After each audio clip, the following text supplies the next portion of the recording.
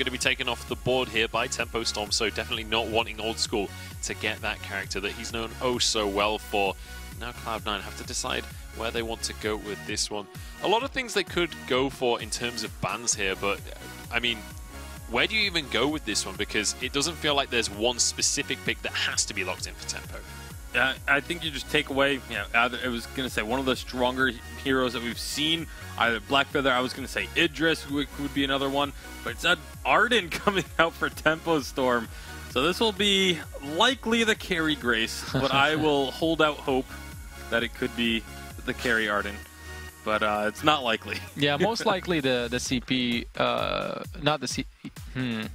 Honestly, it's probably will be the weapon power jungle in Grace, because if he goes for attention bolt devil monocle crit build, for example, that's a lot of damage that she packs. One thing that I do expect is to have a very strong carry for them in the lane so that they can get through the late game. So Celeste, if she goes through, I think they might pick her up.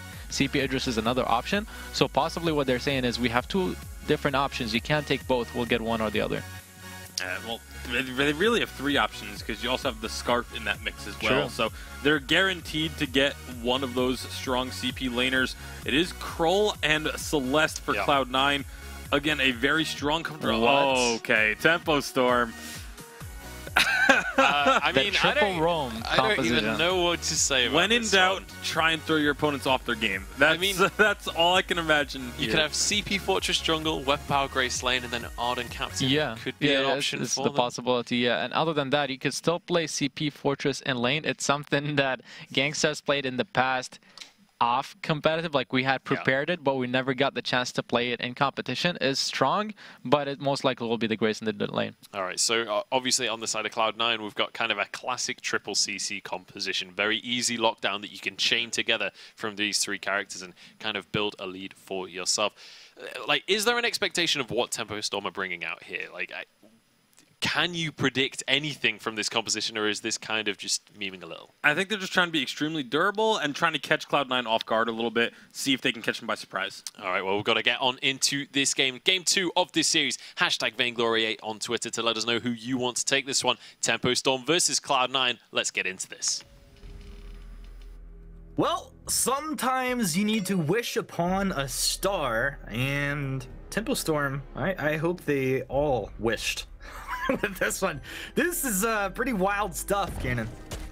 Yeah, I mean, I know Iraqi is talking about stuff that he's seen from his untested sort of, stuff that he's done in scrims. They hadn't yet had a chance to play it in competitive, but certainly the first time that I have seen a lane fortress, lane CP fortress, and obviously running essentially a triple captain build, but with the weapon power Grace coming out as well. I'm really wondering, Grace has actually picked up a book of eulogies here. I'm wondering if it's actually going to be lane Grace, obviously. Yeah, it and should then be. God of, yeah, and then obviously God of Sins playing the CP Fortress jungle, so that's very interesting. I'm guessing this is just literally a all-in dive Celeste build.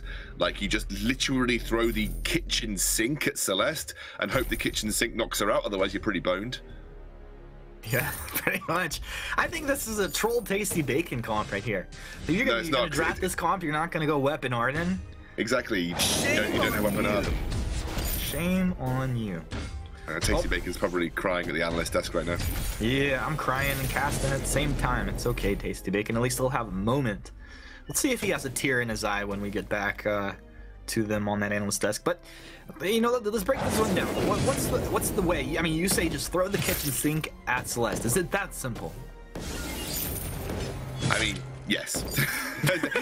as far as I see it, it's gauntlet for everything, including, like we said, the kitchen sink at Celeste, and see what happens. And I think it's up to Gabe Vizzle doing a lot of peeling here. Joseph's going to have to be picking the right target to apply those weakness stacks too, but there isn't really much finesse in this tempo composition. This composition is just all in outright aggression with if that's very little in between. Go with that, just like Echo Arden like pretty quick in this game. Oh yeah, totally. I'm down for the Echo Arden, dude. Yeah. That makes me happy. It's very hard for a hero like Celeste to deal with that. A lot of times you're able to reflex, get yourself out of one of those. Two becomes much more difficult. If a team could do it, I think having Gabe Vizzle on your side would probably be a pretty good place to start. Yeah, I think Crucibles and I think Reflex blocks are going to be of the highest priority in this game, Humanist. The Gay Vizzle and Joseph looking to get a little bit aggressive in their opponent's jungle. They took the backs, but the back train's able to spawn now, and Tempo as 3 rotate, kind of zone C9 out, so at least they're able to get 1 there. Absolutely, Old School's going to back off here. Got their work cut out for them this game, it feels, Humanist, because goodness me, I mean, everything coming this way. God of Sin's going to stick on the Stormguard banner, going to pick up his items towards the Aftershock. First big power spike for that CP Fortress. Obviously doing a huge amount of damage with just that item alone. In Old School, he's going to be in a tough position. Hello! he just drops 1 Helio. He boots himself out of there. That's a pretty big bummer for Tempo Storm. Yeah, 3. You want Old School, not able to get him. It's hard to watch. It sure is, my friend. Sure is. I'm wondering if it's going to be Tension Bow. I imagine it's Tension Bow and Gatsby coming out first. I mean, you are just looking for that massive mid-game burst damage. Joseph's coming through, trying to put pressure onto God of Sins here. He's not scared. He's got that level advantage over the Fortress again. It's going to give him a small amount of advantages when it comes to dueling his opponent. And C9 doing what they can to just try and steal away these forward trions. Did a lot of it in the last game as well, Humanists. They just try and take every little advantage that they can. Yeah, they're basically like, all right, your jungle belongs to us now. You can do your best to try and take some of it away, but it's probably not going to work out too well for you. Goddessins trying to apply some damage. Core Collapse comes down. Fortress stunned up. Holy Nova off the mark. It's going to be a Vanguard. Buying Goddessins just a little time. The activation on the Spectre Smite doesn't find him. Goddessins goes back in. I mean, I like the aggression, dude, but wow, he just got lit up. Core Collapse finds the stun. Old School just target practice out here. And C9 find 2. Damn, and that's what happens when you don't get the kill straight away and things turn around and suddenly you're left with your literal tail between your legs if you're Fortress and getting chased down by C9, because once you've used those gap closing abilities, especially pre-6 for the Ardent, goodness me. Oh, Gatsby's getting lit up. 1 more attack, something. He gets a Vanguard and a Fountain. What do you know? Lost Blade dropping the Fountain on him there. Yeah, a bit of an overkill. Think Vanguard might, but better safe than sorry, I suppose, Humanist, isn't it? I guess, especially when Lost Boys got the Dragon Blood contract as well. It's like Protector would have been working out for them better this game. Wouldn't make sense overall, but this is C9 up 3K in the net worth lead about 5.5 minutes in. And this tempo composition is going to feel really bad, man, especially when you're behind. You know, when you decide to steamroll with this composition, you decide to sort of start things churning out as quickly as possible, try and get those kills early on, try and snowball from that, continue the aggression, find every engage that you can. It's kind of the deal with this tempo composition. If you're behind at this point in the game, it's only going to get worse from here. I think we're really going to be keeping our eye on how Lost Boy Toff uses these gauntlets. I think they're going to be influential. You know, the gauntlet in the right place, especially with no reflex block on Old School right now. If you lock him in, it's a good position to be in. Oh, the stun, the Githian wall. Lost Boy can't keep himself alive. He's chopped down from Hell's Heart into the Impale. Holy Nova buying just a bit of time. They slap Gatsby against the wall and chop him down. Cloud9, no mercy. You think they'd let up just a little bit, Scoundrel, but you'd be wrong. I don't think Cloud9 even know how to let up. They don't even know the meaning of the phrase, Humanist. They don't know how to let up. It's one of the most truthful things I've ever heard you say. It's as if everything that I say isn't truthful. Well, think about that one for a little bit. Gatsby went for the Sorrow Blade instead of the Tension Bow, which we were talking about. He's got a Lucky Strike as well. What's the play here? Yeah, he's going for probably Sorrow Blade Double Tyrant's Monocle, I would imagine. Just going for the Shock and Awe build on the Grace, literally a little bit like the Tension Bow Double Tyrant's Monocle Grumpjaw build, where you just literally hit hard in a very short period of time. I imagine that they're looking for a big hitting Benediction, and that'll be the deal breaker when it comes to the fights. You know, if you can land a critical strike Benediction, because remember it does apply your heroic perk, so it means that weapon power damage is going to apply. Then that's where you're looking to get the majority of damage in conjunction with the Aftershock and the Truth of the Tooth coming out from Fortress. So I think, again, like I said, Toff needs to get 6, and then we might start to see some magic happen. But, I mean, Old School's now got the reflex block. He didn't have it previously, so he's got that get-out-of-jail-free card if he needs it.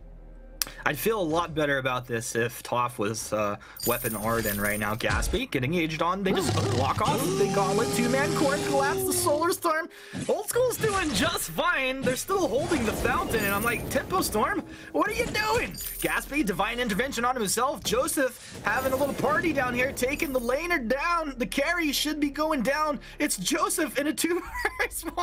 Gabe's here finally. Lost Boy drops down. Gaspy will be the first to fall. How's this gonna play out? God of Sins heading out towards the west side. Toph stunned up next to the gold miner. Impale comes down over the top, but he's already dead. And God of Sins, run, Fortress, run. But there is nowhere to go, alas. God of Sins is just food for Joseph. Joseph's gonna play with this food at this point. Joseph, where are your manners? There you go. He'll be able to take him down. And this is now 7-0. Cloud9. Who'da thunk it?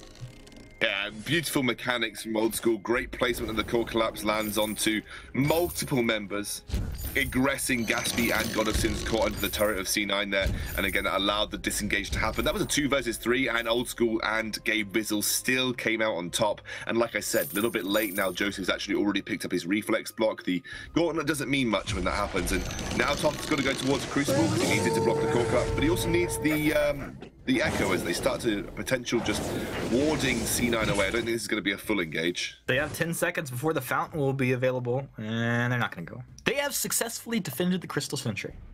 Well done. A valid effort. Absolutely successful defense. But when you're playing a composition like this, how much of a win is of a defense, Humanist? Not a very big win. Thanks for the answer. I was struggling.